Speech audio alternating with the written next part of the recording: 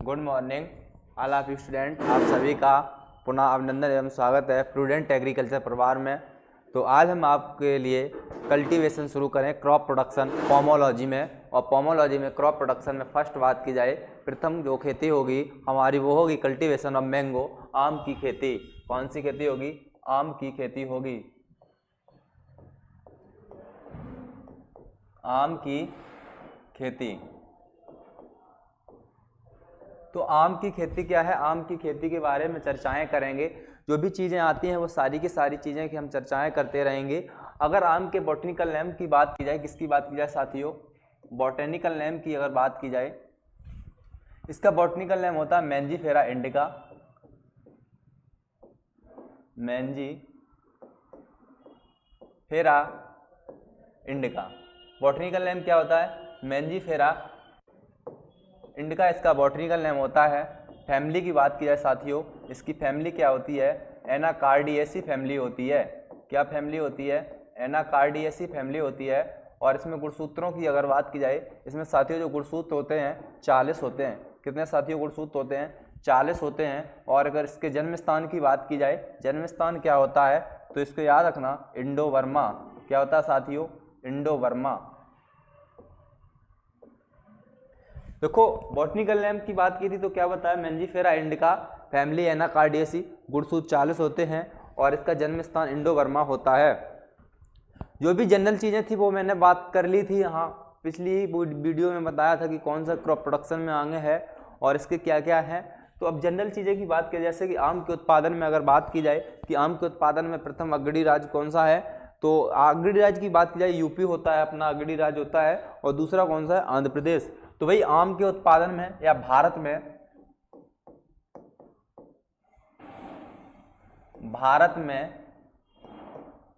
बात की जाए प्रथम स्थान किसका है? फर्स्ट रैंक जो आम के उत्पादन में यूपी की है। सेकंड रैंक की साथियों अगर बात की जाए, सेकंड रैंक किसकी है? आंध्र प्रदेश की है। अगर विश्व में बात कर दी जाए कि विश्व में आम के उत्पादन में प्रथम स्थान किसका है, तो विश्व में अगर चर्चाएं की जाए तो विश्व में नंबर 1 पे आता है अपना चीन। कौन सा आता है नंबर 1 पे? चीन। क्या आता है? चीन। नंबर 2 की अगर बात की जाए, नंबर 2 पे कौन सा आता है साथियों? भारत आता है। कौन सा आता है? भारत आता है। और भारत आम को ये भी याद रखना, क्योंकि भारत में सर्वाधिक क्षेत्रफल के आधार पे कौन सा फल उगाया जाता है, तो क्षेत्रफल के आधार पे आम नंबर 1 पे आता है और जबकि प्रोडक्शन के आधार पे नंबर 3 पे आता है। कितने पे आता है? प्रोडक्शन के आधार पे नंबर 3 पे आता है। तो यहाँ तक की चर्चाएं की। अब देखो इसका खाया जाने वाला भाग कौन सा है? खाया जाने वाला भाग कौन सा है? आम का खाया जाने वाला भाग, आम के खाए जाने वाले भाग, खाया जाने वाला भाग की अगर बात की जाए तो साथियों कौन सा भाग होगा? भाग की बात की जाए इसका हो जाएगा मीजोकार्प।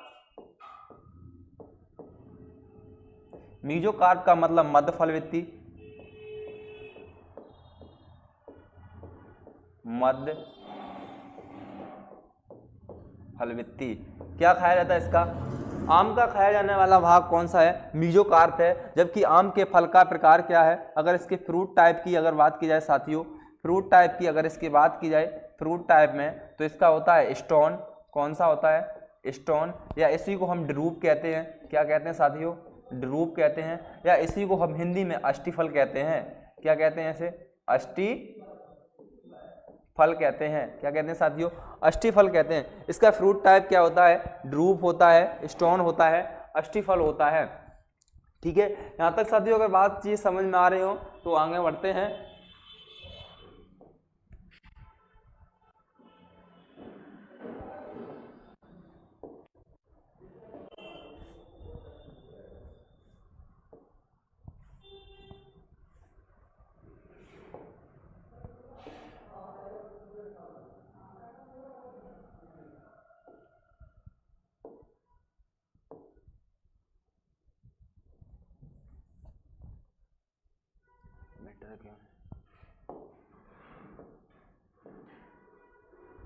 ठीक है, आगे की चर्चाएं की जाए कि आम में कौन कौन से पोषक तत्व पाए जाते हैं। तो आम की बात की जाए, आम में 2 प्रकार के फैक्ट्स रहते हैं कि आम में कंफ्यूजन रहता है कि विटामिन सी होती है, विटामिन ई होती है। तो साथियों समझे, आम में अगर पोषक तत्वों की बात की जाए किसकी बात की जाए साथियों? पोषक तत्व की बात की जाए। पोषक तत्व में नंबर 1, इसके 2 फैक्ट याद रखना। पके हुए आम में अगर विटामिन पूछ दे, किसमें? पके हुए आम में, जो राइपिंग फ्रूट होता है आम का उसमें पूछ जाए, और कच्चे आम में पूछी जाए, किसमें साथियों? कच्चे आम में। तो दोनों में याद रखना, पके हुए आम में विटामिन ए होती है। कौन सी होती है? विटामिन ए होती है। और कितने इंटरनेशनल यूनिट होती है? तो 4600 इंटरनेशनल यूनिट होती है। कितनी होती है साथियों? 4600 इंटरनेशनल यूनिट होती है। अगर कच्चे आम में बात की जाए, कच्चे आम में विटामिन सी होती है। कौन सी विटामिन होती है? विटामिन सी होती है इसमें। कौन सी विटामिन होती है? कौन सी विटामिन होती है? विटामिन सी होती है। कच्चे आम में विटामिन सी होती है, पके आम में विटामिन ए होती है। आगे की चर्चाएं की जाएं, इसके अन्य नाम क्या क्या हैं, तो यह भी चर्चाएं करना बड़ा जरूरी है। इसके अन्य नाम की बात की जाए, इसे हम कहते हैं बाथरूम फ्रूट कहते हैं। क्या कहते हैं साथियों? बाथरूम फ्रूट कहते हैं इसे। क्या कहते हैं? बाथरूम फ्रूट कहते हैं। और इसे कहते हैं भारत का राष्ट्रीय फल भी कहते हैं। क्या कहते हैं इसे? भारत का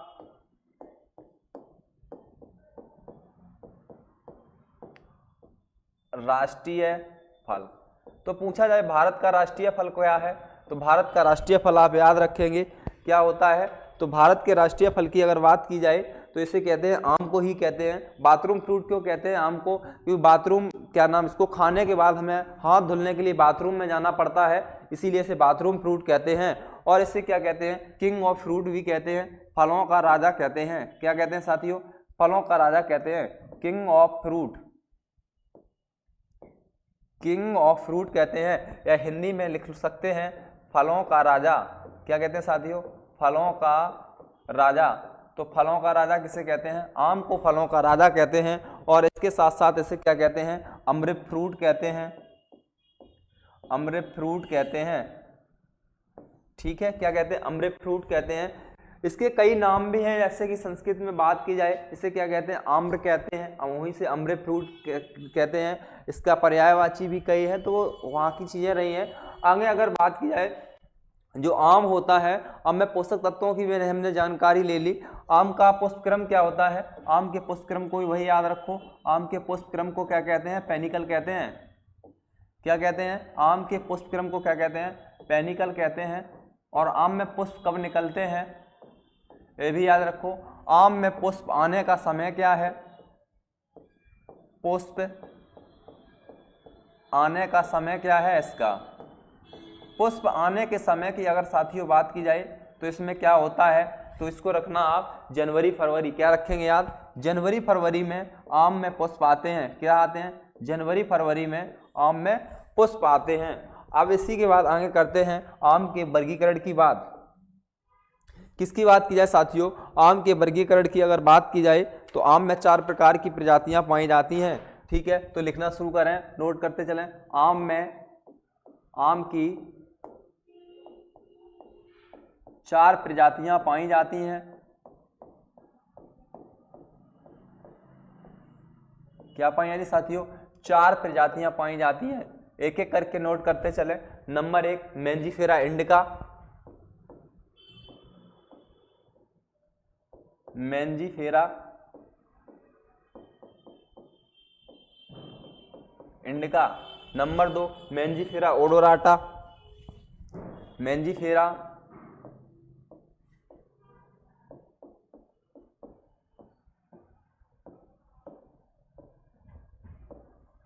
ओडोराटा। नंबर 3 बात के मैंजीफेरा फेस्टिडा।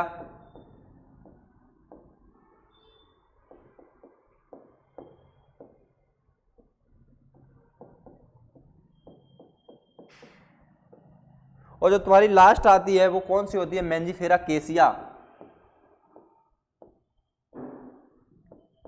मैंजीफेरा केसिया।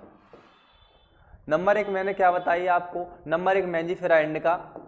Number 2 Mangifera odorata. नंबर 3 की बात की जाए मैंजीफेरा फेस्टिडा। और नंबर 4 की बात की जाए मैंजीफेरा केसिया की बात की जाए। क्या आम के वर्गीकरण की बात की जाए तो विश्व में आम की केवल 4 ही प्रजातियां पाई जाती हैं मुख्यतः तौर पे, मैंजीफेरा इंडिका, मैंजीफेरा ओडोराटा और मैंजीफेरा फेस्टिडा और मैंजीफेरा केसिया। अगर यहाँ बात की जाए कि आम के गुठली में फैट कितने परसेंट होती है तो 8 से 10% इसमें फैट होती है, और आम की गुठली में अगर प्रोटीन पूछी जाए तो कितनी होती है, 6 से 8% प्रोटीन होती है। तो नोट करें, आम की गुठली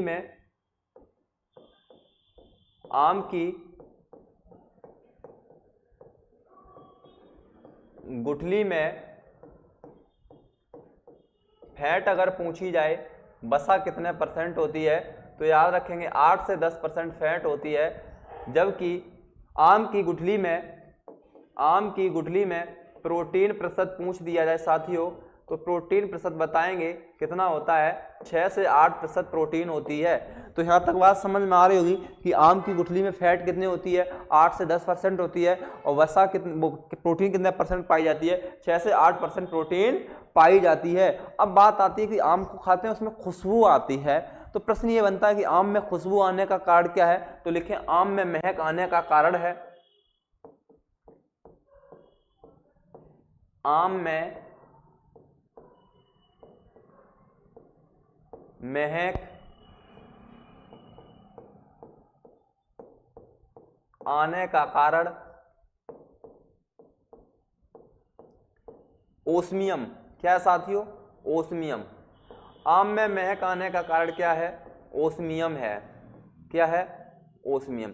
तो हमने यहां तक जानी कि आम में गुठली में प्रोटीन फैट कितने पाई जाती है, 8 से 10% पाई जाती है, प्रोटीन कितने परसेंट पाई जाती है, 6 से 8% पाई जाती है। आम में महक आने का कारण क्या है, ओस्मियम। क्या है, ओस्मियम। ओस्मियम क्या है, ओस्मियम,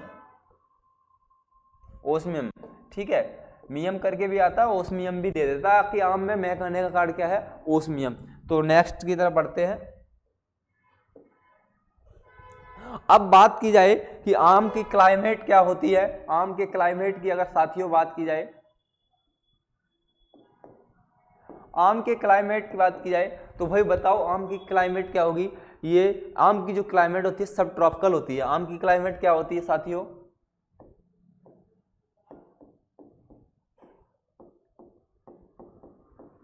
आम की क्लाइमेट सब ट्रॉपिकल होती है। कैसी होती है, सब ट्रॉपिकल।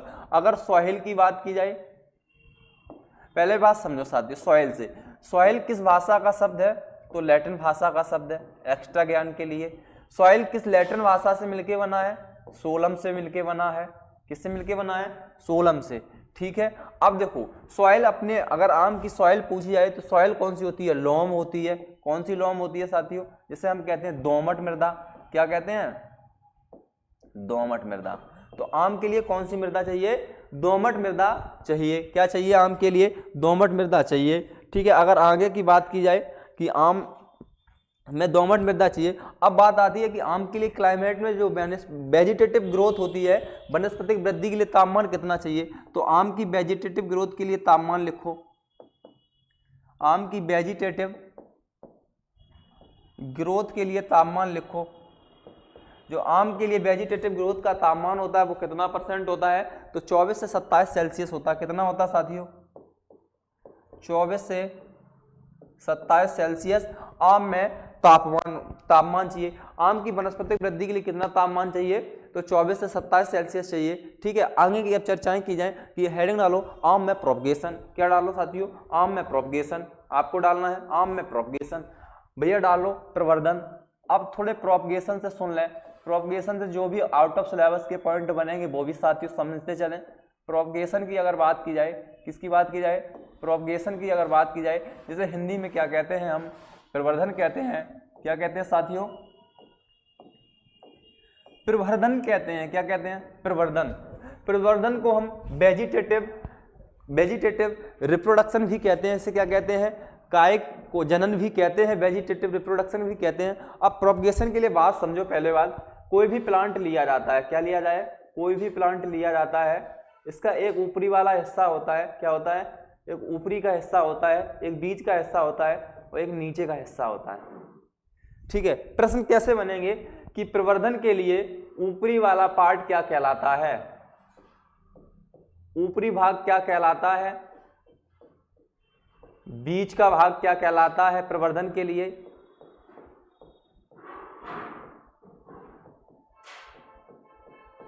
और सबसे निचला भाग क्या कहलाता है?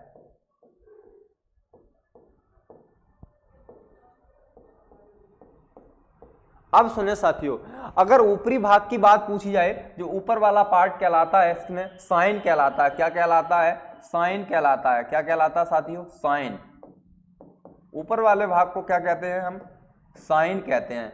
बीच वाला जो पार्ट होता है इसे कहते हैं इंटरस्टॉक।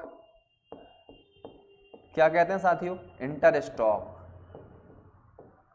और जो निचला भाग होता है इसे क्या कहते हैं? Root stock.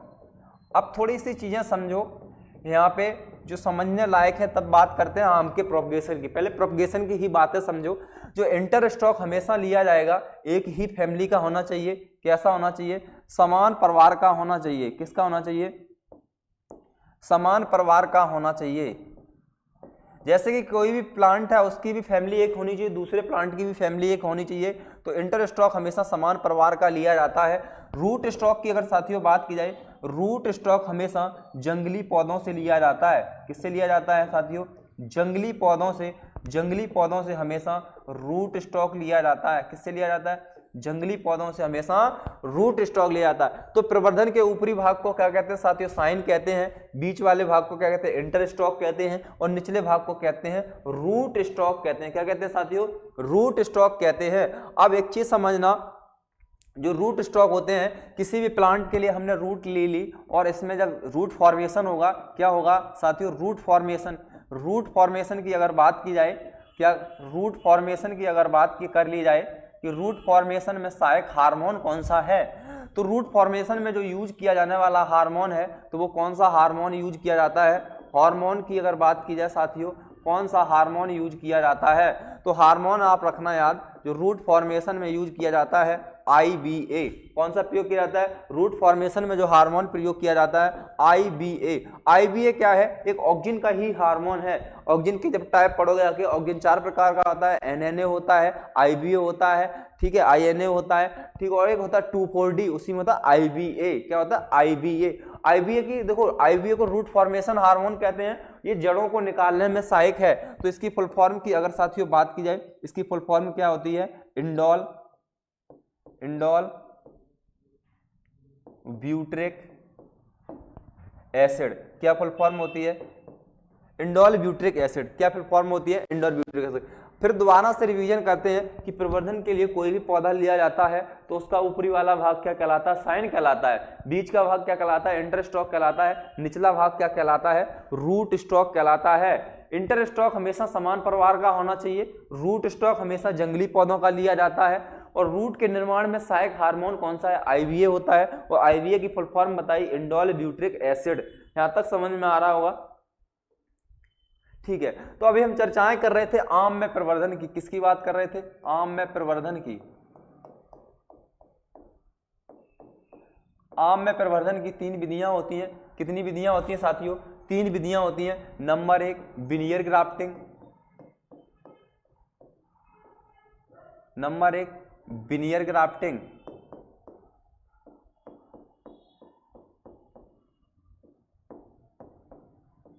Number 1 veneer grafting.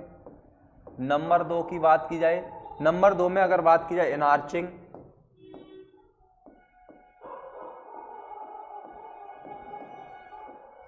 Number 2 की बात की जाए एनआर्चिंग। नंबर अगर 3 की बात की जाए एपिकोटाइल।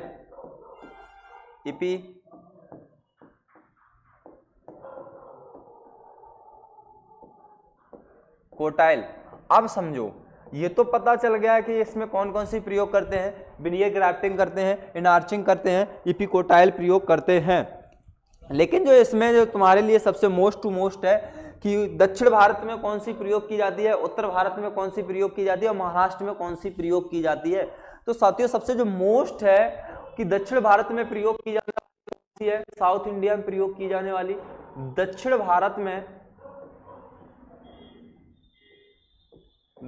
भारत में प्रयोग होने वाली कौन सी? Veneer grafting. कौन सी? दक्षिण भारत में किसका प्रयोग किया जाता है? विनियर ग्राफ्टिंग का। एनआर्चिंग की बात की जाए, इसे उत्तर भारत में प्रयोग करते हैं। किसमें करते हैं? उत्तर भारत में। उत्तर भारत में। इनार्चिंग को किसमें प्रयोग करते हैं? उत्तर भारत। एपिकोटाइल की बात की जाए तो ये की जाती है महाराष्ट्र के रत्नागिरी जिले में। किसमें की जाती है? रत्नागिरी जिले में। अब इसमें से अगर तीनों ऑप्शन कहीं मिल जाए, विनियर ग्राफ्टिंग भी मिले, इनार्चिंग भी मिले, एपिकोटाइल भी मिले, और ये कहा जाए कि सबसे बेस्ट कौन सी है आम के प्रोपगेशन के मेथड की विधि, तो देखो विनियर ग्राफ्टिंग की अगर बात की जाए साथियों, किसकी बात की जाए? विनियर ग्राफ्टिंग की। आम की सर्वोत्तम प्रवर्धन की विधि है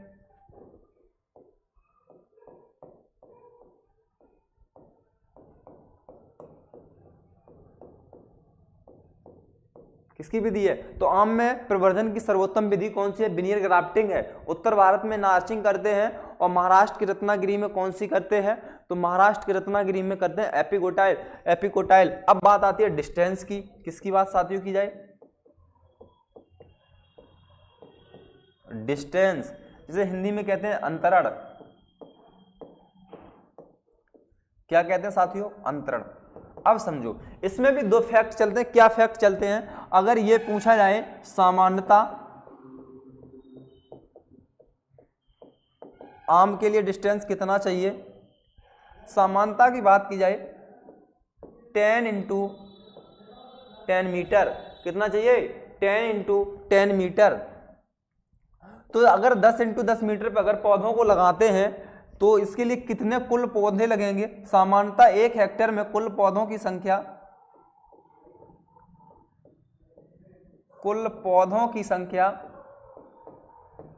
अगर सामान्यता पूछ दी जाए तो कितनी होगी? केवल 100 प्लांट लगते हैं। कितने? 100 पौधे।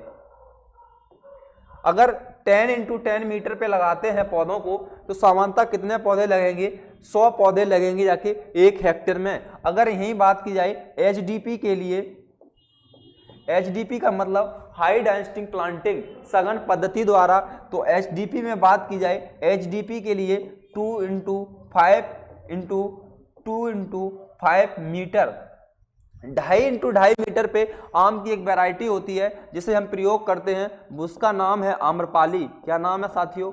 आम्रपाली। कौन सा साथियों? आम्रपाली।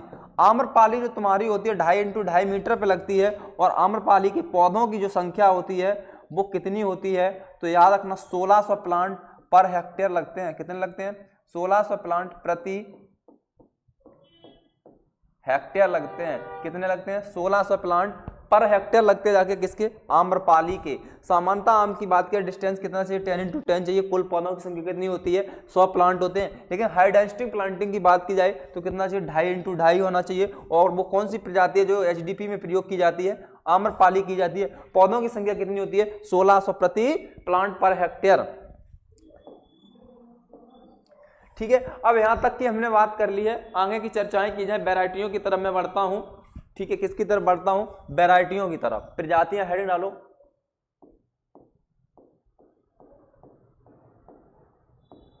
प्रजाति,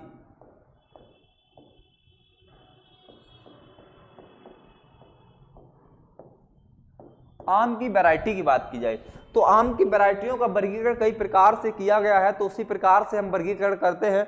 आम की प्रजातियों में नंबर 1 आती है नियमित फल देने वाली प्रजातियां। तो हेडिंग डाल लें नियमित फल देने वाली आम की प्रजातियां। हेडिंग डालो नियमित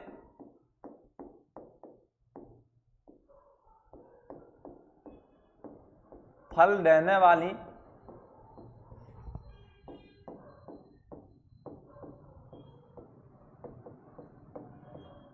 आम की प्रजाति।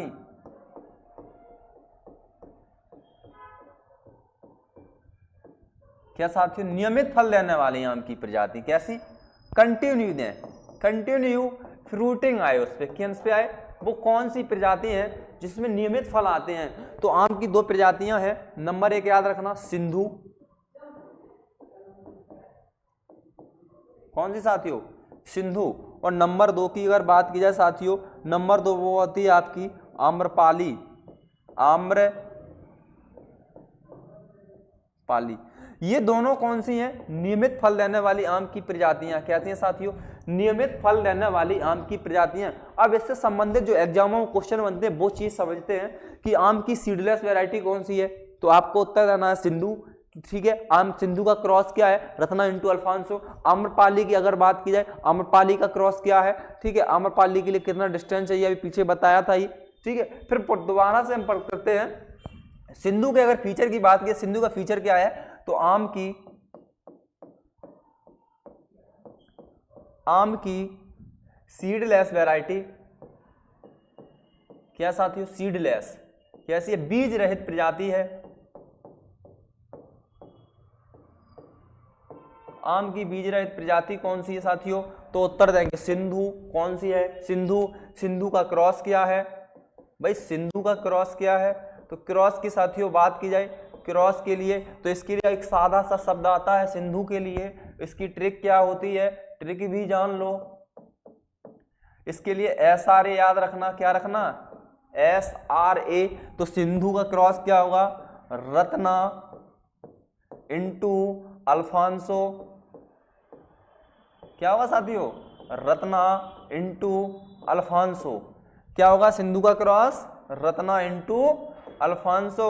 और सिंधु कैसी वैरायटी है? सीडलेस वैरायटी है। आम्रपाली की क्रॉस की बात की जाए तो आम्रपाली का क्रॉस क्या होता है? तो आम्रपाली के लिए लिखो DNA।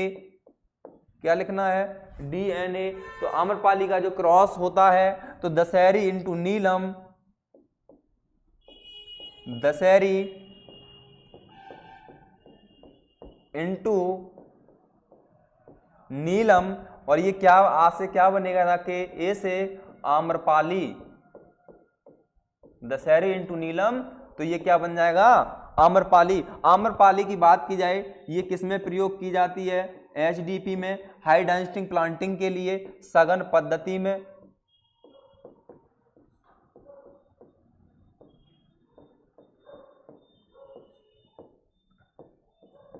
तो आम्रपाली के लिए सघन पद्धति में कितना डिस्टेंस चाहिए? तो अभी बता के गए थे 2.5 इंटू 2.5 मीटर चाहिए। पौधों की संख्या बात बताओ, एक बार बताओ पौधों की संख्या कमेंट में करके बताओ। पौधों की संख्या की अगर बात की जाए, पौधों की संख्या कितनी होती है साथियों? तो इसके लिए पौधों की संख्या होती है 1600 प्लांट प्रति हेक्टेयर। और सामान्यता कितने होते थे? 100 प्लांट पर हेक्टेयर होते थे। ठीक है, नेक्स्ट की तरफ बढ़ते हैं।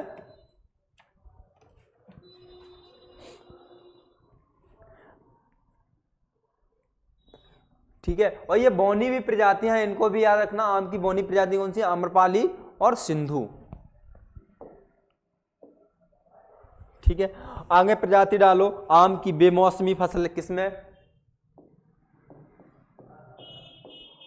आम की बेमौसमी फसलें वो किसमें? आम की बेमौसमी किस्में की बात किया, ऑफ सीजन पे कौन कौन सी आती हैं? तो इसके लिए 2 प्रजातियां आती हैं। नंबर 1 बात किया निरंजन होती है और मधुलिका होती है। कौन कौन सी होती है? निरंजन और मधुलिका। तो लिखे नंबर 1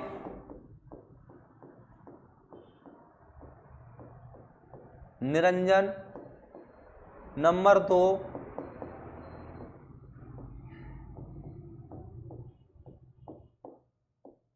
मधुलिका।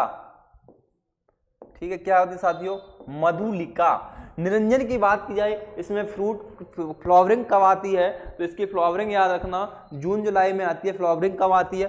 निरंजन में बात की जाए, निरंजन में इसका एक फ्लावरिंग टाइम भी पूछा जाता है, क्योंकि जब ऑफ सीजन की है तो इसका फ्लावरिंग टाइम क्या होगा?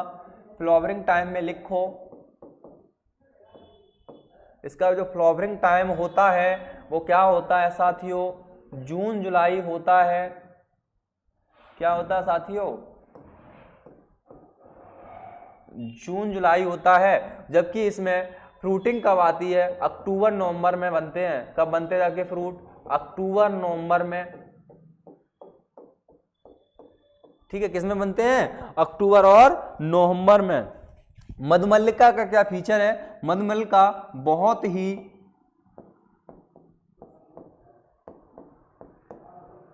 छोटी उम्र में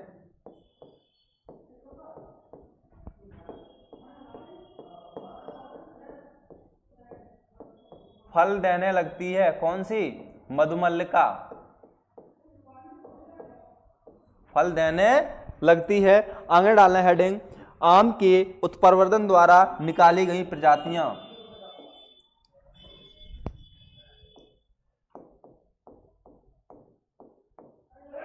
आम की उत्परिवर्तन, इसे उत्परिवर्तन को हम कहते हैं म्यूटेशन। क्या कहते हैं? म्यूटेशन द्वारा निकाली गई प्रजातियां। ठीक है, किसके द्वारा? अब समझो म्यूटेशन क्या होता है, उस चीज को पहले समझो तब वैरायटी बताते हैं। और इसके द्वारा जो वैरायटी निकाली गई है, दो ही वैरायटी हैं। नंबर एक होती है रुजका और दूसरी होती है रुमानी। ठीक, कौन कौन सी होती है? रुजका और रुमानी। पहले चीजें समझो, म्यूटेशन क्या होता है? म्यूटेशन की अगर बात की जाए, म्यूटेशन होता क्या है? तो अचानक जीनों में परिवर्तन आ जाए। क्या? अचानक जीन में परिवर्तन आ जाए। क्या आ जाए? परिवर्तन। कहने का मतलब है suddenly change for in gene, अचानक जीन में जब सडनली कोई चेंजमेंट हो जाता है तो वो क्या हो जाता है? म्यूटेशन होता है। और जो म्यूटेशन द्वारा वैरायटी तैयार की जाती है उन्हें म्यूटेंट वैरायटी कहते हैं। म्यूटेशन द्वारा बनाई हुई वैरायटी को क्या कहते हैं? म्यूटेंट वैरायटी कहते हैं। और जबकि म्यूटेशन शब्द किसने दिया था? म्यूटेशन शब्द की भी याद रखना, ह्यूगो डी ब्रीज ने दिया था। किसने दिया था? ह्यूगो डी ब्रीज ने दिया था। म्यूटेशन शब्द किसने दिया था? ह्यूगो डी ब्रीज ने दिया था। अब करते हैं, ये चीज म्यूटेशन समझ में आई होगा कि म्यूटेशन क्या है? कि सडनली चेंज इन या suddenly change for in gene में अचानक जो परिवर्तन आ जाता है उसे क्या कहते हैं? म्यूटेशन कहते हैं। म्यूटेशन शब्द किसने दिया? ह्यूगो डी ब्रीज ने दिया। और म्यूटेशन द्वारा निकाली गई प्रजाति कौन सी हैं? तो लिखे नंबर एक, म्यूटेशन द्वारा आम की निकाली गई प्रजाति रोजिका। नंबर एक। नंबर दो की बात की जाए रुमानी। क्या साथियों? रोजिका और रुमानी। रोजिका की अगर बात की जाए, रुमानी की अगर बात की जाए, रुमानी के फलों का आकार जो होता है एप्पल के भांति होता है, सेब के आकार के होते हैं, छोटे छोटे आकार के होते हैं। तो प्रश्न बनता है आम की कौन सी वैरायटी है जिसके आकार सेब की भांति होता है? तो नोट करें, इसका आकार या इसका सेब कैसा होता है? एप्पल, सेब की भांति आकार होता है इसका। कैसा आकार होता है? सेब देखा हो, सेब कैसा होता है? सेब इधर देखो, सेब ऐसा होता है। ठीक है, ऐसा ही तो सेब होता है। इसी प्रकार से क्या होती है? एक आम की वैरायटी होती है। और जो क्या वो आम की वैरायटी कौन सी है? रुमानी वैरायटी है। कौन सी है? रुमानी वैरायटी है। ठीक है, आगे चलते हैं और वैरायटियों की चर्चाएं करते हैं। अब यहां तक मैंने बात की मल्लिका की अगर बात की नंबर, आगे की चर्चाएं करते हैं। अब एक एक वैरायटियों के फीचर पढ़ना शुरू करते हैं। मल्लिका,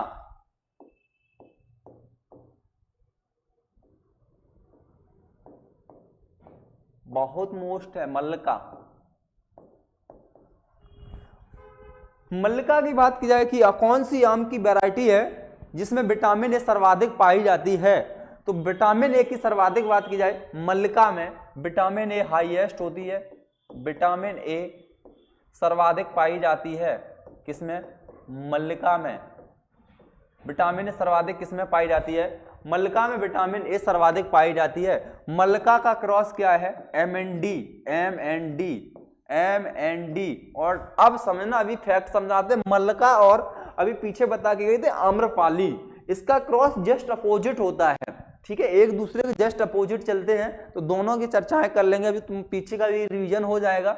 मल्लिका के अगर क्रॉस की बात की जाए, इसका जो क्रॉस होता है नीलम इंटू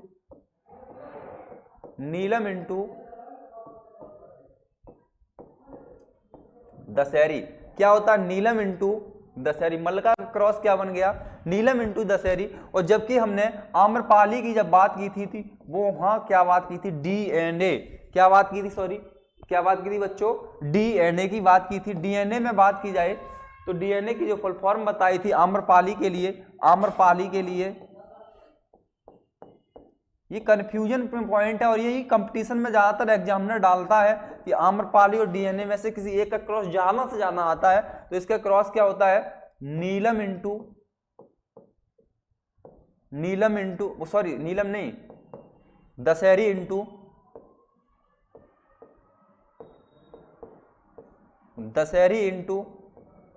नीलम, दशहरी इंटू नीलम। और यहां क्या बताया, नीलम इंटू दशहरी, और यहां क्या बताया, दशहरी इंटू नीलम। इस चीज को याद रखना, ठीक है। आगे चलते हैं अगली वैरायटी की तरफ। अगली वैरायटी आती है रत्ना। कौन सी वैरायटी आती है, रत्ना। रत्ना की अगर बात की जाए, आम में एक डिजीज लगता है स्पंजी टिश्यू, क्या लगता है, स्पंजी टिश्यू, ऊतक क्षय रोग लगता है। तो रत्ना एक ऐसी वैरायटी है जिसमें ऊतक क्षय रोग नहीं लगता है, ठीक है। तो आम की अगर वैरायटी की बात की जाए तो रत्ना का क्रॉस क्या होता है, पहले तो ये चीज याद करो, आरएनए, क्या होता है, आरएनए। आरएनए का मतलब नीलम इंटू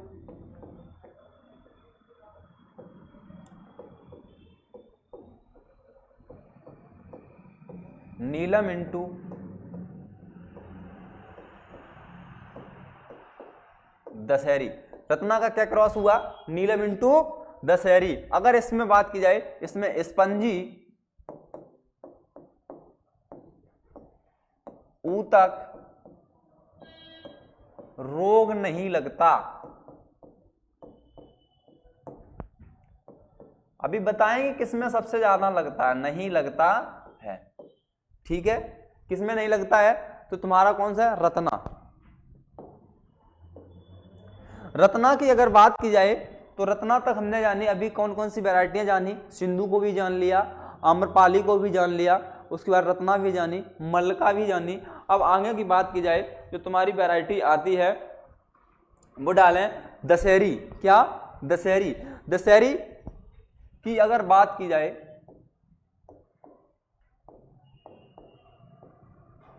ठीक है, किस बात की जाए, दशहरी और चौसा, ये चूसने वाली हैं, कैसी वैरायटी है, चूसने वाली वैरायटी कौन कौन सी है, दशहरी और चौसा है। और उत्तर भारत की सबसे प्रचलित वैरायटी कौन सी है, तो आप बताएंगे दशहरी है। उत्तर भारत की प्रचलित वैरायटी कौन सी है, उत्तर भारत की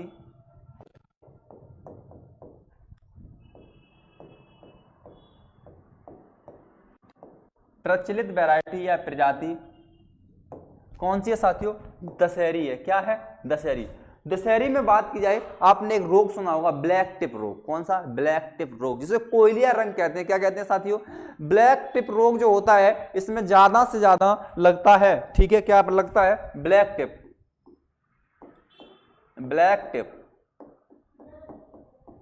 क्या रोग लगता है, ब्लैक टिप रोग लगता है ज्यादा, ठीक है, याद रखना। सबसे ज्यादा किसमें ब्लैक टिप रोग लगता है, तो दशहरी में। अब ये ब्लैक टिप रोग होता किसके कारण, ब्लैक टिप रोग के 2 ही 3 4 कारण होते हैं। अगर इंटर लेवल की किताबों में बात की जाए तो उसमें ये लिखा होता है कि भट्टों की चिमनियों से निकलने वाले धुआं में, और जैसे कंपटीशन में बढ़ते हैं लेकिन वहां तक जानकारी इतनी नहीं हो पाती कि धुआं में कौन कौन सी गैसें होती हैं। तो यहाँ समझें, ब्लैक टिप किसकी किसकी कमी से होता है, तो बोरॉन तत्व की अधिकता से और सल्फर डाइऑक्साइड की कमी से, बोरोन तत्व की कमी से, बोरोन तत्व की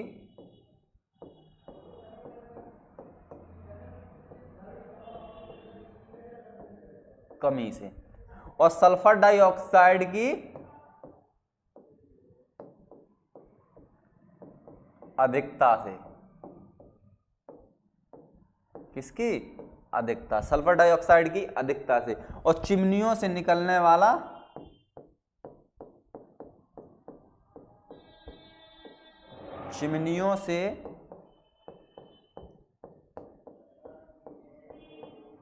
निकलने वाले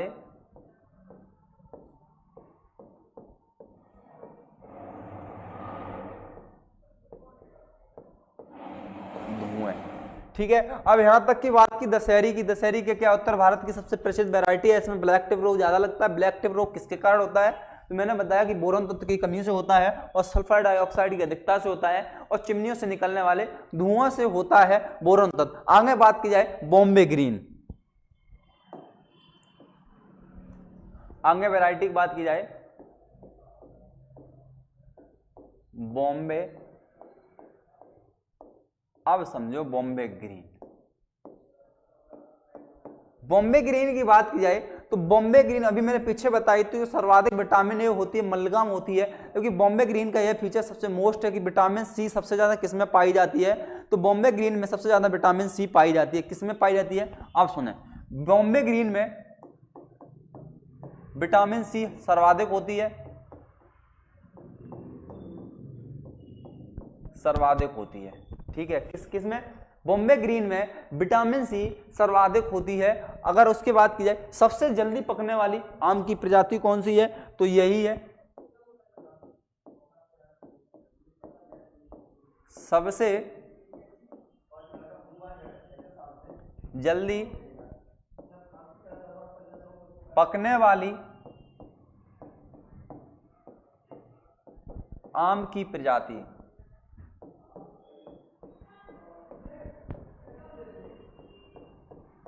कौन सी है साथियों? आम की प्रजाति। सर्वाधिक पकने, सबसे जल्दी पकने वाली आम की कौन सी प्रजाति है? बॉम्बे ग्रीन। विटामिन सी सर्वाधिक किसमें पाई जाती है? बॉम्बे ग्रीन। अब समझो, उत्तर प्रदेश में इसे कुछ अन्य नाम से जानते हो, दिल्ली में कुछ अलग नाम से जानते हैं। अगर यूपी की अगर बात की जाएगी, यूपी में बॉम्बे ग्रीन को किस नाम से जाना जाता है? तो यूपी में बॉम्बे ग्रीन को मलदा के नाम से जाना जाता है और दिल्ली में बॉम्बे ग्रीन को सहरौली के नाम से जाना जाता है। आगे लिखें, बॉम्बे ग्रीन को,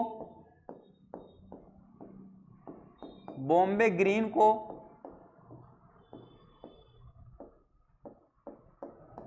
यूपी में कहते हैं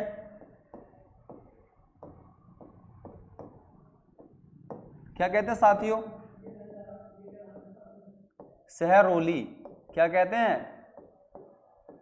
सहरौली। सॉरी, यूपी में तो इसे कहते हैं मलादा। सॉरी, यूपी में क्या कहते हैं? मलदा।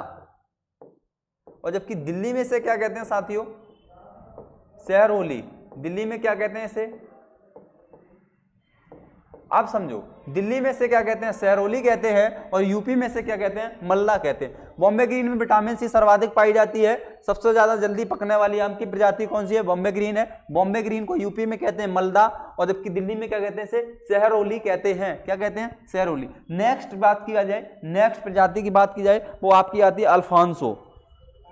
क्या आती है? अल्फांसो। अभी देखो, अभी अल्फांसो का मैंने फीचर बताया था। अल्फांसो को सबसे ज्यादा किस में ली जाती है? क्रॉसिंग में की जाती है। इसको सबसे ज्यादा क्रॉसिंग में करते हैं। उसके साथ साथ मैंने एक फीचर बताया था कि रत्ना में स्पंजी टिश्यू सबसे कम लगता है, नहीं ही लगता है, एक तरीके से बात की, रेसिस्टेंट है उसके प्रति। लेकिन अल्फांसो एक ऐसी वैरायटी आम की है जिसमें सबसे ज्यादा स्पंजी टिश्यू ऊतक 6 लगता है। तो लिखे इसमें पहला पॉइंट, सबसे ज्यादा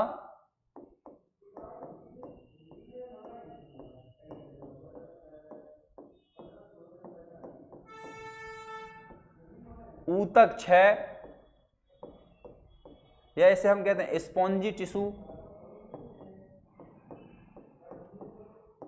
स्पंजी टिश्यू, स्पंजी ऊतक 6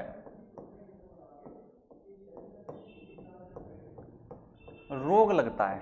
किसमें सबसे ज्यादा लगता है? अल्फांसो में। किसमें लगता है ऊतक 6 रोग सबसे ज्यादा? अल्फांसो में लगता है। ठीक है, विदेशों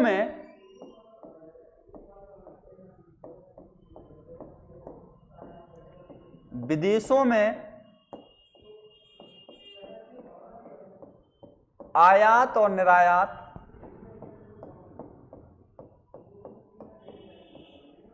की जाने वाली प्रजाति है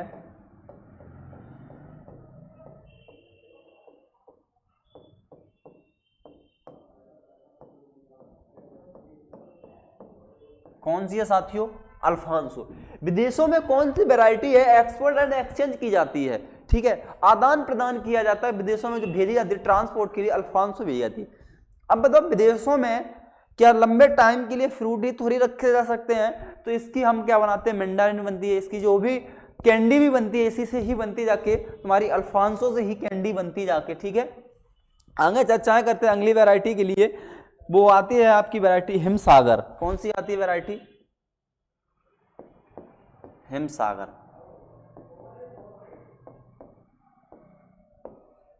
हिमसागर की अगर बात की जाए, ये पश्चिम बंगाल की है।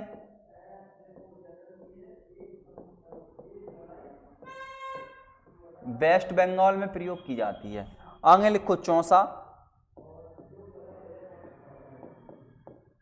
चौसा की समझो, अभी तक हमने बताई थी दशहरी और चौसा जो होती थी वैरायटी उत्तर भारत की प्रचलित वैरायटी थी, लेकिन क्वेश्चन यह भी बनता है दशहरी और चौसा बाजार में कब उपलब्ध होते हैं? ये शायद एएफओ में पूछा गया हुआ है। चौसा की अगर बात की जाए, दशहरी की बात की जाए, जो बाजार में मिल जाते हैं तुम्हारे मार्च से मिलना शुरू होते हैं, जून तक मिलते हैं, जून जुलाई तक। कब से? मार्च से अवेलेबल हो जाते हैं, मध्य मार्च से जून जुलाई तक। तो चौसा आम की सबसे मीठी प्रजाति है। आम की सबसे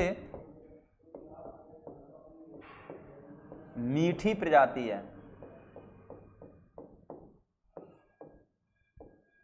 क्या है? सबसे मीठी प्रजाति है। एक बार देखो, चौसा आम की सबसे मीठी प्रजाति है, स्क्रीनशॉट ले लें।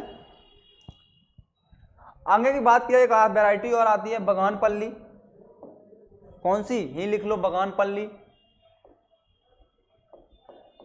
बगानपल्ली, या जैसे हम बैगनपल्ली भी कहते हैं। ये तुम्हारी कहां प्रसिद्ध है? तो इसको याद रखना, तुम्हारी जो वैरायटी है ये बगानपल्ली आंध्र प्रदेश में। कहां? आंध्र प्रदेश में। ठीक है, अब नेक्स्ट वैरायटियों की तरफ चलते हैं, जो भी हमारी आम की प्रजातियां। ठीक है, अन्य की बात की जाए,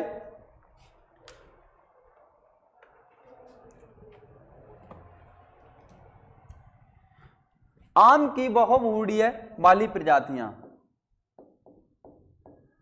आम की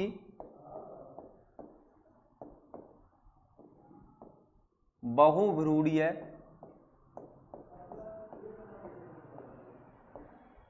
प्रजातियां,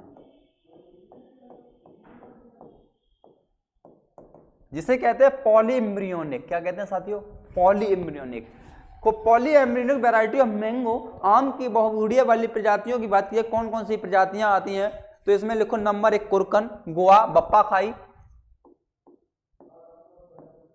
कुरकुन, कुरुक्कन, बप्पा खाई, गोवा। उसके बाद लिखे माल गोवा,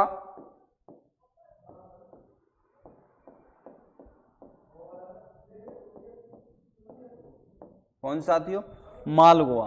मालगोवा की बात की जाए, उसके बाद इलायची।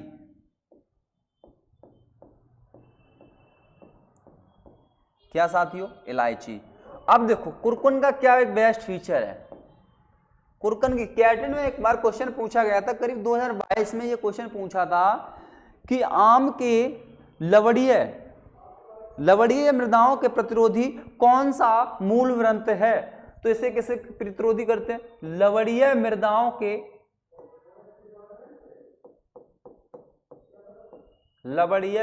के प्रतिरोधी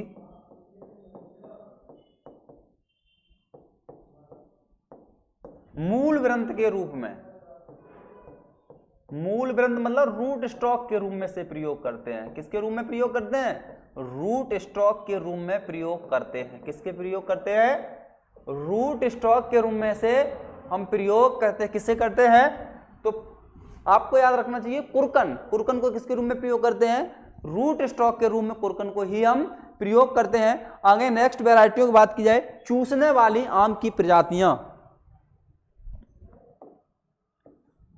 हेडिंग डालो, आम की चूसने वाली प्रजातियां।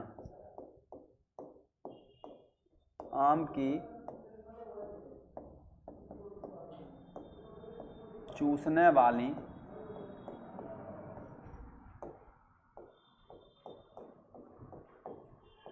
प्रजाति। आम की चूसने वाली प्रजाति की बात की थी, अभी मैंने बताया था दशहरी है, चौसा है, हरदिल है।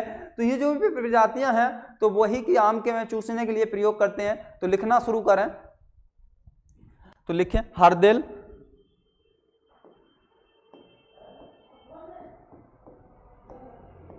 हरदिल, हरदिल वाले लिखें मिठवा गाजीपुर, मिठवा गाजीपुर।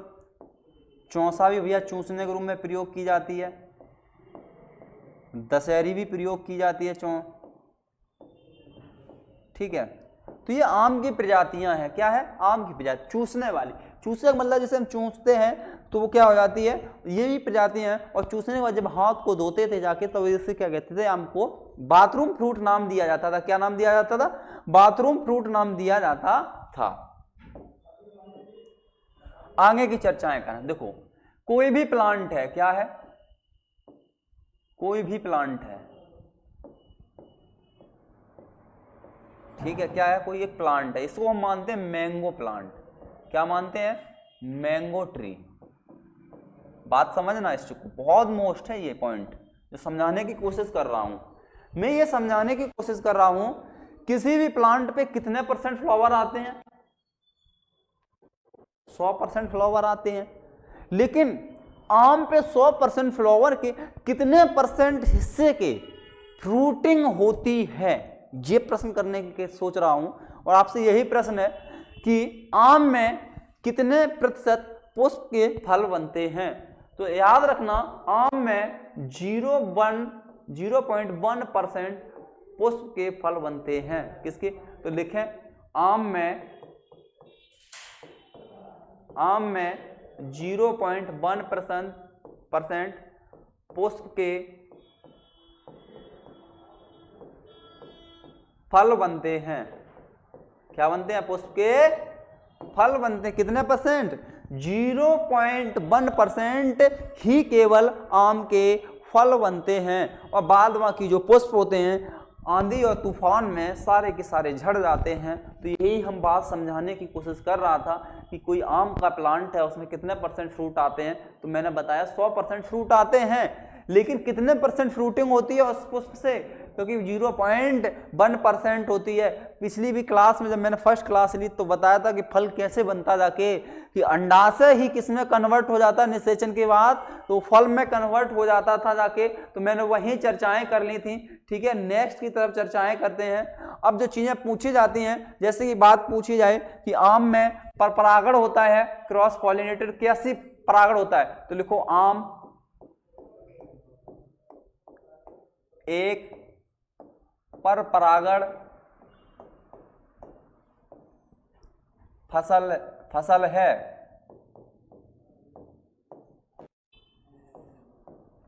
कैसी है? Cross pollination.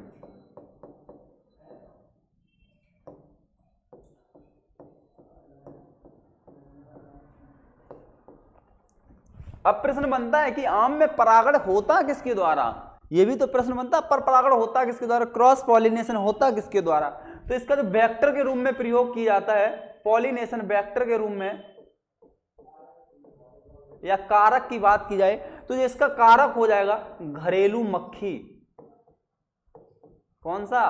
घरेलू मक्खी। तो प्रश्न ये पूछा जाए कि आम में परागण किसके द्वारा होता है, तो घरेलू मक्खी द्वारा होता है। और इसके जूलॉजिकल नेम को भी याद रखना, एपिस डोमेस्टिका। क्या होता है? Apis domestica. अब समझो कुछ परागण की बात की चर्चाएं कर ली जाए। किसकी बात कर ली जाए? चर्चाएं कर ली जाए। अब ये बताओ घरेलू मक्खी कीट है या एनिमल है या किसके कारण हो रहा है? तो समझो घरेलू मक्खी किसका एग्जाम्पल है? तो आपको याद रखना है कीट का एग्जाम्पल है। किसका भाई? कीट का। अब पूछा जाए कि कीटों द्वारा परागण क्या कहलाता है साथियों, तो इसको भी नोट करते चलना, जो भी हैं तो जो भी हैं आउट ऑफ पॉइंट। वायु द्वारा परागण क्या कहलाता है, जल द्वारा परागण क्या कहलाता है,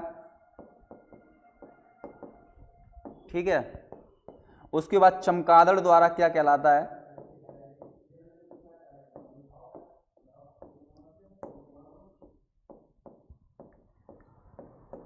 उसके बाद आती है जंतुओं द्वारा परागण क्या कहलाता है।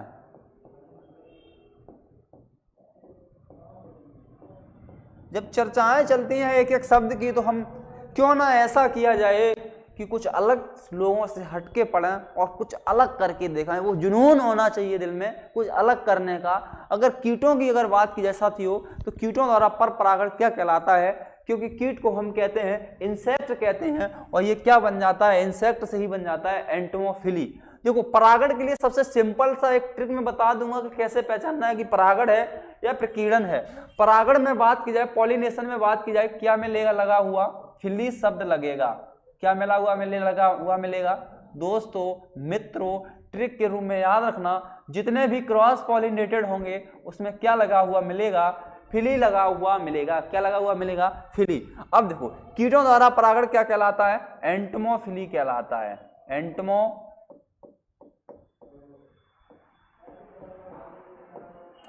एंटोमोफिली कहलाता है। कीटों द्वारा परागण को क्या कहते हैं, एंटोमोफिली कहते हैं, जबकि एयर द्वारा या वायु द्वारा परागण को क्या कहते हैं, एनीमोफिली कहते हैं। क्या कहते हैं साथियों, एनीमोफिली कहते हैं। क्या कहते हैं, एनीमोफिली कहते हैं। और जल द्वारा परागण को क्या कहते हैं, हाइड्रोफिली कहते हैं। क्या कहते हैं साथियों,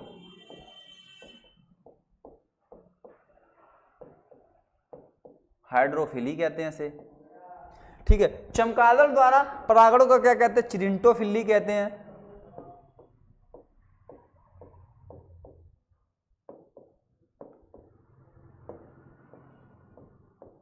चिरेंटोफिली कहते हैं। और जंतुओं द्वारा परागण को क्या कहते हैं साथियों, तो याद रखना जूफिली कहते हैं। क्या कहते हैं, जूफिली कहते हैं। अब समझो जंतुओं द्वारा परागण होता क्या है, ये चीज तो जान ली हमने कि एंटोमोफिली तो होता है कीटों द्वारा परागण, एनीमोफिली होता है वायु द्वारा परागण, हाइड्रोफिली होता है जल द्वारा परागण, और चिरिंटोफिली में चमगादड़ द्वारा परागण कहलाता है, और जूफिली में जंतुओं द्वारा परागण कहलाता है। अब समझो सबसे ज्यादा परागण किसके द्वारा होता है, तो ये सबसे ज्यादा जो परागण होता है कीटों द्वारा होता है, ठीक है। तो सबसे ज्यादा अगर परागण की बात की जाए, सबसे ज्यादा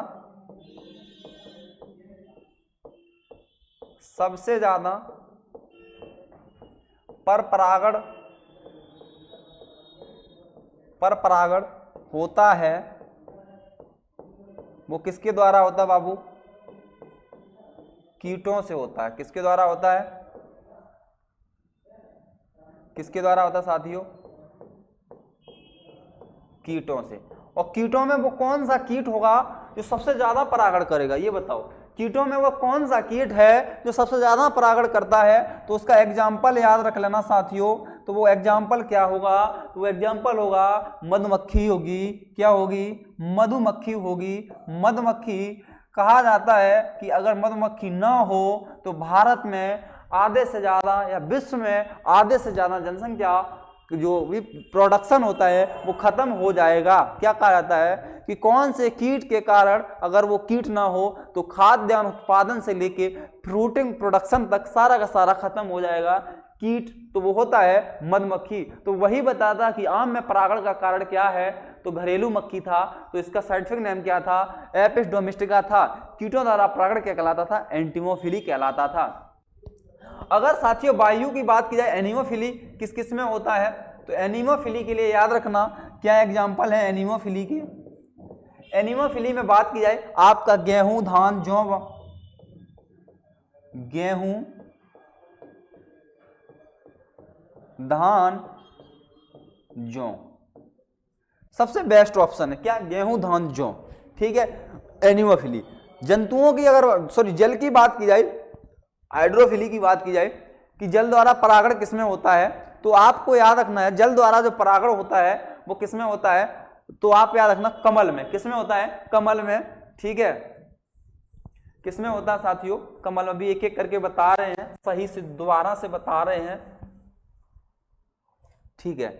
एंटोमोफिली द्वारा बता दिया था, कीटों से जो परागण होते थे, एग्जाम्पल क्या बताए थे, तो सबसे ज्यादा इसी में होता था। वो कौन सा कीट लिया जाता था, मधुमक्खी। कौन लिया जाता साथियों, मधुमक्खी का प्रयोग करते थे। वायु द्वारा परागण बता दिया था, किस किस में होता है, बीट में होता है। बीट के बाद राइस बता दिया था, राइस के बाद क्या बताया था, बार्ले, बार्ले बताया। अब आती है हाइड्रोफिली, जल द्वारा परागण किसमें होता है, तो आप याद रखना लोटस में, किसमें, लोटस में, कमल में। कमल में परागण किसके द्वारा होता है, तो आप बताएंगे किसके द्वारा होता है, जल द्वारा परागण। चिरिंटोफिली की अगर बात की जाए साथियों, चिरिंटोफिली चमगादड़ द्वारा किसमें होता है, कि भगवान कृष्ण जो थे कदम की डाल पे बांसुरी बजाते थे और कदम पे ही चमगादड़ों का ज्यादा निवास होता है, तो चमगादड़ द्वारा परागण किसमें होता है, कदम्ब के प्लांट में होता है। इसका बॉटनिकल नेम होता है कदम्बा, कदम्बा क्या होता है, कदम्बा, कदम्बा होता है। और जंतुओं द्वारा परागण किसमें होता है, तो याद रखना आपने नाम सुना होगा रैपलेसिया का पुष्प, किसका फ्लावर, रैपलेसिया का फूल, क्या नाम सुना होगा, रैपलेसिया का जो पुष्प है साथियों, तो इसमें किसके द्वारा होता है, तो इसमें होता है हाथी द्वारा। और हाथी भी एक किसका एग्जाम्पल है, एलिफेंट किसका एग्जाम्पल है, तो आप सभी को पता है जंतु का एग्जाम्पल है। तो जंतुओं द्वारा परागण क्या कहलाता है, जूफिली कहलाता है। यहां तक नोट कर लिया हो तो आगे चलते हैं। प्रजातियों की भी बात की, कुछ प्रजातियां और हैं, जैसे कि बात की जाए, आगे की बात की जाए तुम्हारी, एक प्रजाति ऐसी है एग्जिबियर, क्या नाम दिया गया, एग्जिबियर। एग्जिबियर में बात की जाए सबसे ज्यादा टीएसएस पाई जाती है, सबसे ज्यादा टीएसएस पाई जाती है किसमें, आम में। आम की कौन सी वैरायटी है जिसमें सबसे ज्यादा टीएसएस होती है, एग्जिबियर एक ऐसी वैरायटी है सबसे ज्यादा टीएसएस होती है। कितने परसेंट होती है, 28% होती है। कितने परसेंट साथी होती है, 28% एग्जिबियर में टीएसएस होती है। टीएसएस की फुल फॉर्म की अगर साथियों बात की जाए, टीएसएस की बात की जाए, टोटल सॉलिड शुगर, क्या नाम होता है इसकी फुल फॉर्म, टोटल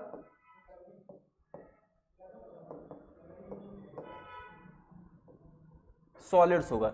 टीएसएस की फुल फॉर्म क्या होती है, टोटल सॉलिड शुगर। अगर इसको किस यंत्र द्वारा मापते हैं, अगर इसका यंत्र पूछ दिया जाए कि किस यंत्र द्वारा टीएसएस को मापते हैं, तो याद रखना रिफ्रैक्टोमीटर द्वारा। किसी भी प्लांट, किसी भी फ्रूट की बात की, किसी में भी अगर टोटल सॉलिड शुगर मापेंगे तो वो टीएसएस किसके द्वारा मापते हैं, उसको बता रहे हैं रिफ्रैक्टोमीटर द्वारा।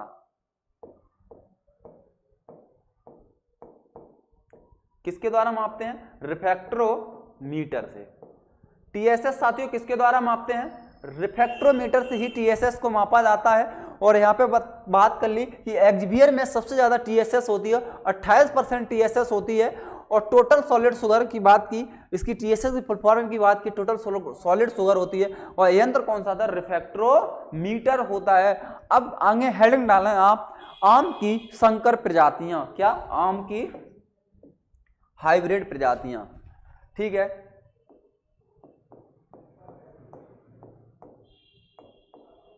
आम की संकर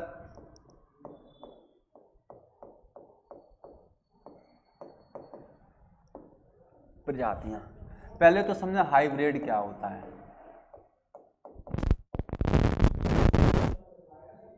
हाइब्रिड टर्म कैसे बनाया, कि ये चीज समझे पहले, उसके बाद तब प्रजातियों की तरफ बढ़ते हैं। कि हाइब्रिड जानना आपके लिए बहुत जरूरी है।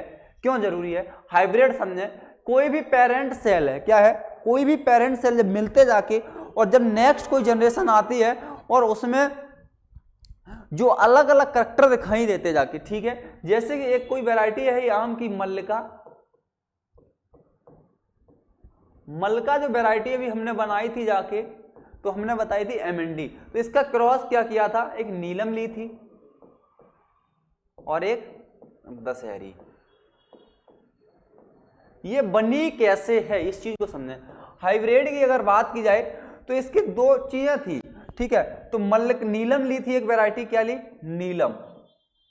और एक क्या ली? एक ली मल्लिका।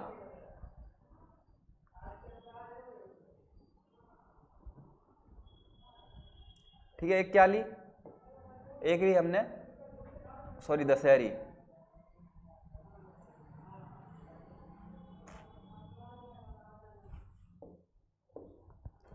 क्या ली? हाइब्रिड की बात की जाए, अलग अलग दो प्रजातियां, क्या अलग अलग, डेफिनेशन भी लिख सकते हैं, अलग अलग दो प्रजातियां मिलके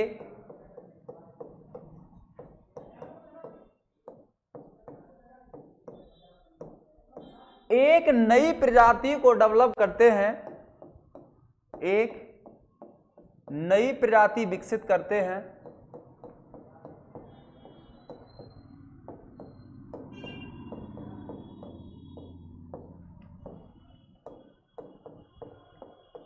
विकसित करते हैं, उन्हें हाइब्रिड या संकर प्रजाति कहते हैं, हाइब्रिड वैरायटी कहते हैं। अब तो बात समझ में आ रही होगी कि हाइब्रिड क्या है, कि अलग अलग दो प्रजातियां मिलकर एक नई प्रजाति विकसित करते हैं, उन्हें हाइब्रिड कहते हैं। अभी मैंने बात की थी जैसे कि नीलम एक अलग प्रजाति है आम की, और एक दशहरी अलग प्रजाति है। क्या है? दशहरी एक अलग प्रजाति है, और ये दोनों जब क्रॉस करते हैं आपस में मिलके क्या बना देते हैं, तो आपको भी पता है, मल्लिका बना देते हैं। क्या बना देते हैं साथियों? मल्लिका बना देते हैं। क्या बना देते हैं? मल्लिका बना देते हैं। तो हाइब्रिड समझ में आ रहा हुआ कि अलग अलग दो प्रजातियां मिलके एक नई प्रजाति को डेवलप करते हैं, और वो प्रजाति क्या कहलाती है? हाइब्रिड वैरायटी कहलाती है। जैसे कि नीलम और दशहरी मिलके किसका निर्माण करती है? मल्लिका का ही निर्माण करती है। तो हेडिंग पड़ी होगी आपकी आम की संकर प्रजातियां। तो नंबर 1 डालें आम की संकर प्रजातियां में आम्रपाली,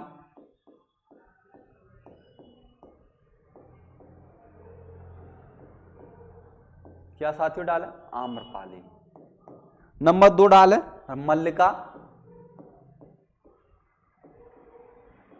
क्योंकि साथियों में पीछे क्रॉस बता चुके हैं, आप कमेंट में बताना। मल्लिका, मल्लिका के बाद रत्ना,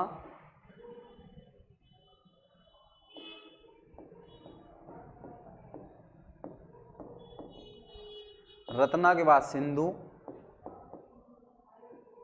एक एक करके देखते हैं। सिंधु। अब देखो ये 4 प्रजातियां पहले देखो, ये बहुत मोस्ट है, एग्जाम में ज्यादातर यही आती हैं।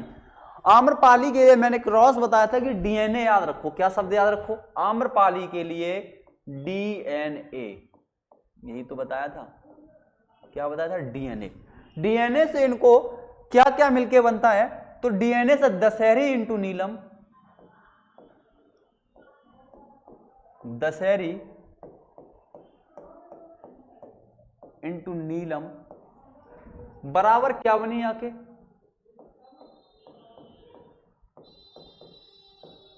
आम्रपाली। दशहरी और नीलम जब मिलती है तो क्या बनती जाके? आम्रपाली बनती जाके। अब मल्लिका की बात की जाए, एमएनडी, मल्लिका का क्रॉस क्या होगा? जस्ट आम्रपाली का उल्टा होता है, नीलम इंटू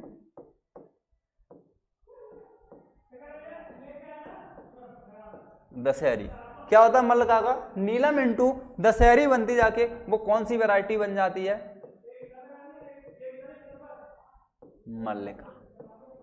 आगे वैरायटी की बात किया रत्ना की, रत्ना का क्रॉस क्या होता है? आरएनए, नीलम इंटू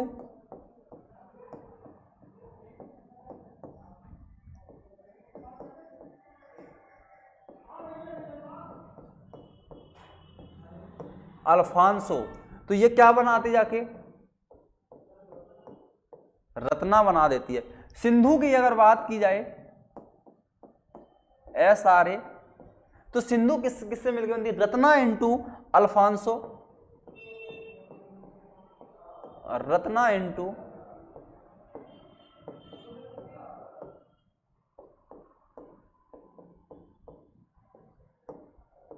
अल्फांसो। कौन सी वैरायटी बनाती है आके? सिंधु। जरा एक बार इसकी स्क्रीनशॉट लें। उसके बाद अगर बात की जाए अल फजली की, बात की जाए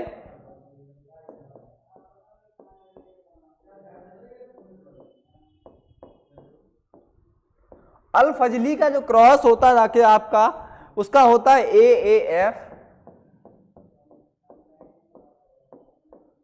अब AAF का मतलब क्या है तो इसको समझें, अल्फांसो इंटू फजली। कौन कौन सा होता है? Alphonso into AF। ये देखो अल फजली की बात कर रहे हैं, अल्फांसो इंटू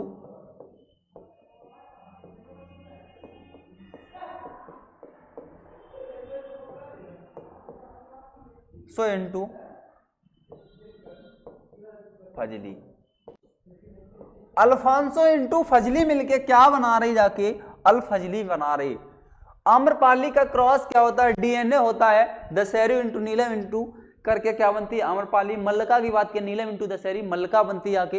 रत्ना की बात किया, नीलम इंटू अल्फांसो, रत्ना बनाती है। कि सिंधु की बात की जाए, रत्ना इंटू अल्फांसो मिलके क्या बनाती है आपकी? तो आपको पता चला कि सिंधु बनाती है। अल फजली की बात की जाए, अल्फांसो इंटू फजली मिलके क्या बनाती है? अल फजली बनाती है। इसी के बाद आगे बात क्या? अर्का पुनीत। आगे वैरायटी की बात की जाए,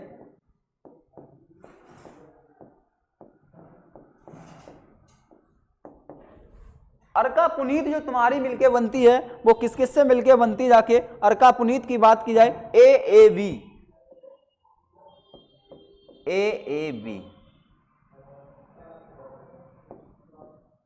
AAB सुने। ए से बात की जाए अल्फांसो इंटू बगानपल्ली।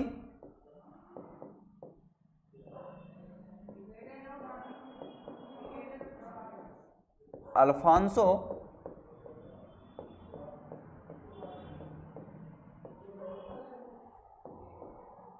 बगानपल्ली क्या बन गई जाके? अर्का पुनीत किससे बन गई जाके? अल्फांसो इंटू बगानपल्ली की बात कर ली। इसके बाद बात की जाए अर्का अनमोल की, बात की जाए AAJ।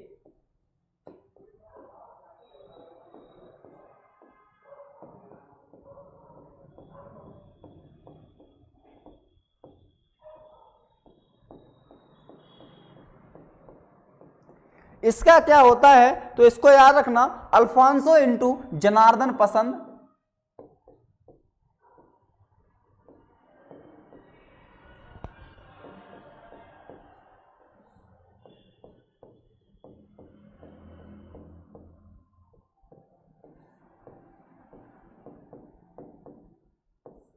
जनार्दन पसंद।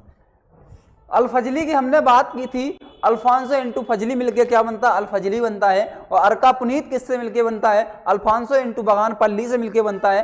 अर्का अनमोल किससे मिलके बनता है? तो अल्फांसो इंटू जनार्दन पसंद को मिलकर बनता है। स्क्रीनशॉट लें और आगे बढ़ते हैं। ठीक है, आगे की बात की जाए, यहां तक कि मैंने अल फजली की बात कर ली। आगे लिखें अर्का अरुण।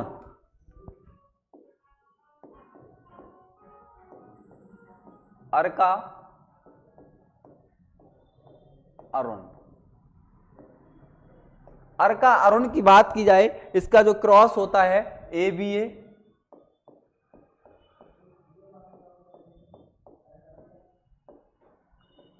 समझे? एक चीज समझना दोस्तों मेरे, एक चीज मैं समझाना चाह रहा हूं, आपको शायद पता हो IIHR के बारे में। Indian institute of horticulture research. क्या साथियों? इंडियन इंस्टीट्यूट ऑफ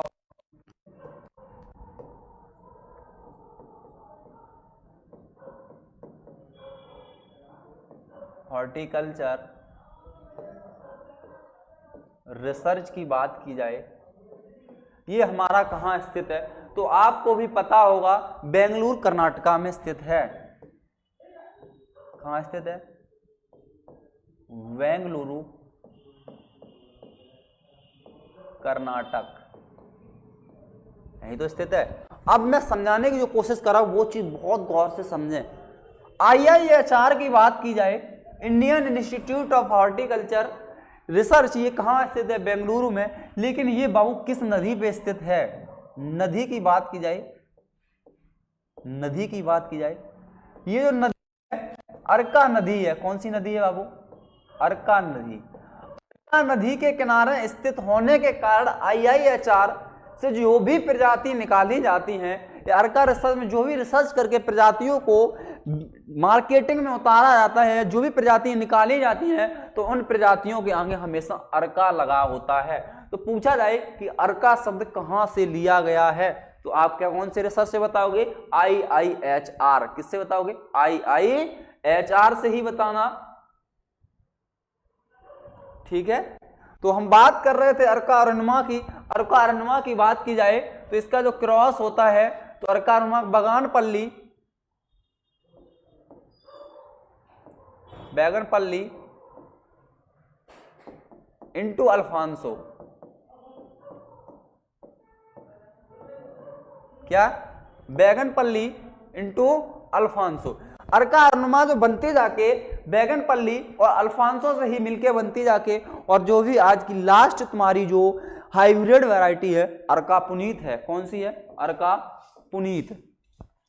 अगर अर्का पुनीत की अगर बात की जाए, ए ही बनती जाके AAB से,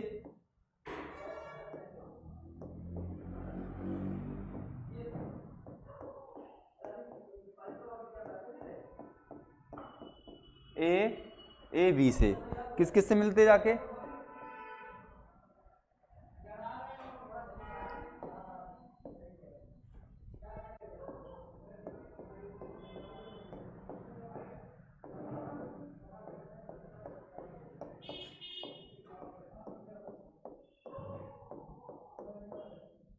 AAB से। ए का भी वही तात्पर्य है अल्फांसो, बी का भी बगानपल्ली है, तो इससे कोई चेंजमेंट नहीं होना चाहिए, ठीक है। अर्का पुनीत की अगर बात की जाए तो अर्का पुनीत किस किस से मिलके बनती है? अल्फांसो इंटू बगानपल्ली से।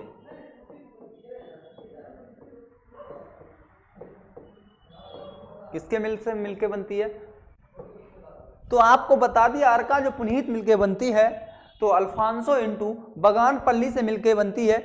यहां तक कि आज जो भी चर्चाएं की हैं वैरायटी की, वो सारी की सारी समझ में आई होंगी, ठीक है।